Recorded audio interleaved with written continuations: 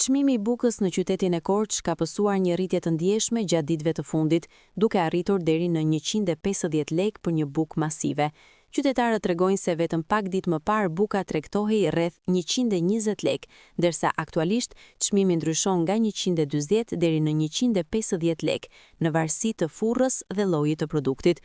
Konsumatorët shprehen se janë përballur me një rritje të papritur të kostos në pikat ku furnizohen çdo ditë, duke vënë në dukje se kjo ka ndikuar në buxhetin e familjeve. Ata kërkojnë nga autoritetet monitorim dhe masa që të mbajnë çmimet nën kontroll, sidomos për produktet bazë të konsumit të përditshëm. Rritja e çmimeve vjen pas shembjes së aksit Librazh Prenjas, i cili ka çuar në izolimin e zonës së juglindjes, duke rritur shpenzimet për transport dhe logjistik.